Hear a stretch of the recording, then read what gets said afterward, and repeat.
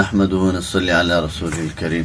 زکوٰۃ کے 3 ایسے مصرف ہیں جن کو زکوٰۃ دینے میں دگنا ثواب ملتا ہے۔ 3 ایسے مصرف ہے، زکوٰۃ تو ویسے کسی مسکین غریب مستحق آدمی کو دیا جاتا ہے، لیکن 3 طبقے ایسے بتائے ہیں کہ اگر ان کو زکوٰۃ دیا تو اس میں آدمی کو جو زکوٰۃ دینے والے ہیں اس کو اللہ تعالیٰ دگنا ثواب دیتے ہیں۔ سب سے پہلے اپنے رشتہ داروں میں مستحق رشتہ دار، مستحق جو کہ صاحب نصاب نہ ہو، جو کہ مسکین ہو، جو کہ غریب ہے، اپنے رشتہ دار کو زکوٰۃ دینا یہ دگنا ثواب اس لیے ہے کہ ایک تو انہوں نے زکوٰۃ دیا، زکوٰۃ ادا کیا، دوسری یہ ہے کہ رشتہ دار کے ساتھ انہوں نے صلہ رحمی کی۔ مثلا کسی کے رشتہ داروں میں کوئی بیوہ ہے، کوئی بوڑھا چچا ہے، وہ ہے مستحق زکوٰۃ، وہ صاحب نصاب نہیں ہے۔ اگر وہ صاحب نصاب ہے پھر ان کو زکوٰۃ نہیں دے سکتے ہیں۔ تو اپنے رشتہ داروں میں مسکین اور غریب کو زکوٰۃ دینے میں دگنا ثواب ہے۔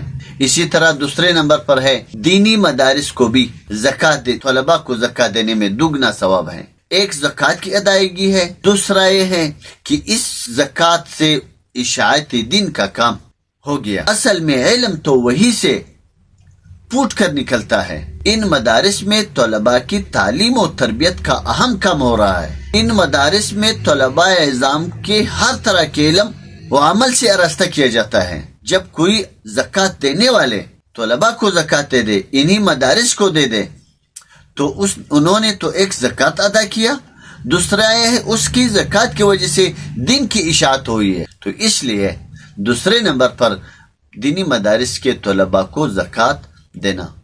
نمبر 3 مجاہدین کو زکوٰۃ دینا۔ مجاہدین کو زکوٰۃ دینے میں بھی دگنا ثواب ہے۔ ایک زکوٰۃ کی ادائیگی ہے، دوسرا دین کی حفاظت مجاہدین کی وجہ سے ہو رہا ہے۔ مجاہدین کا امت پر بہت بڑا احسان ہے۔ دین و مذہب اور ملک و ملت کی حفاظت ہی مجاہدین ہی کرتے ہیں۔ اس جہاد ہی کی وجہ سے سارے دین کی حفاظت ہوتے ہیں۔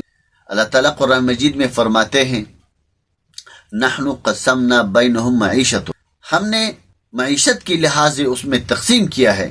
بعض کو مالدار بنائے ہیں، بعض کو متوسط طبقے بنائے ہیں، اور بعض کو غریب بنائے ہیں، مسکین بنائے ہیں۔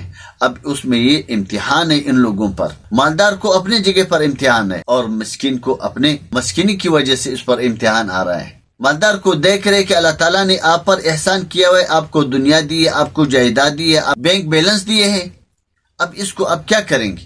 دیکھتے ہیں کہ اب وہ اللہ تعالیٰ کی شکر ادا کرتے ہیں یا نہیں کرتے ہیں، وہ اللہ تعالیٰ کے احکام پر عمل کرتے ہیں یا نہیں کرتے ہیں، وہ زکوٰۃ ادا کرتے ہیں یا نہیں کرتے ہیں۔